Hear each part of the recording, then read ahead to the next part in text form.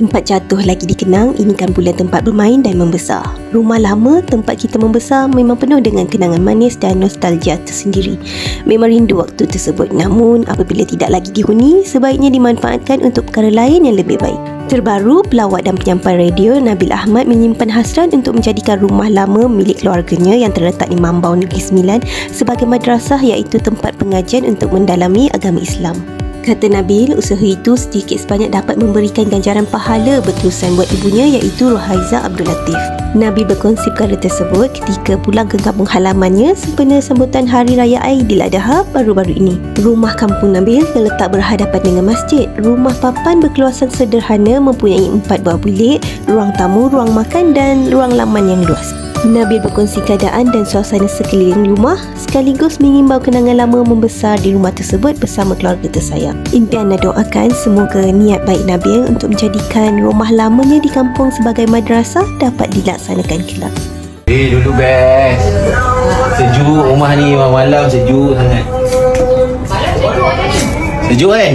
Dulu TV kat sini, sofa kat sini. Malam kau tak payah pasang aircon sini. Sini sejuk. Sejuk. Apa orang? Pakai dah selipar. Apa? Ni dulu bilik tidur. Ni dulu bilik bujang lah. Bilik bujang saya lah dulu.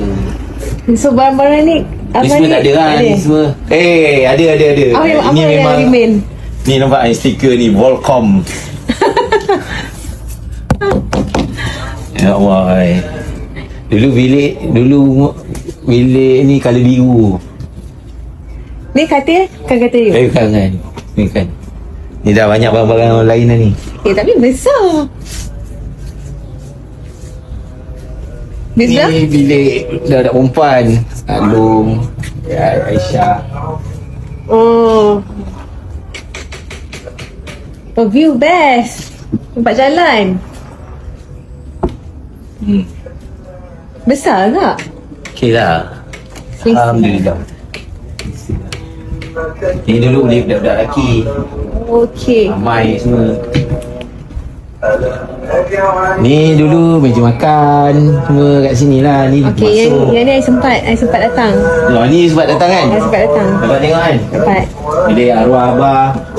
Ni dulu sofa-sofa, meja makan semua kan? Ya. Makan makan kat atas kat sini. Dulu lagi masa yang kecil, TV kat sini, ada sofa kat sini. Dulu atas ni bocor. Dulu tidur kalau nganga, air hujan masuk dalam mulut tau. Dulu kat sini. Ni bilik siapa? Ni dulu masa kecil tidur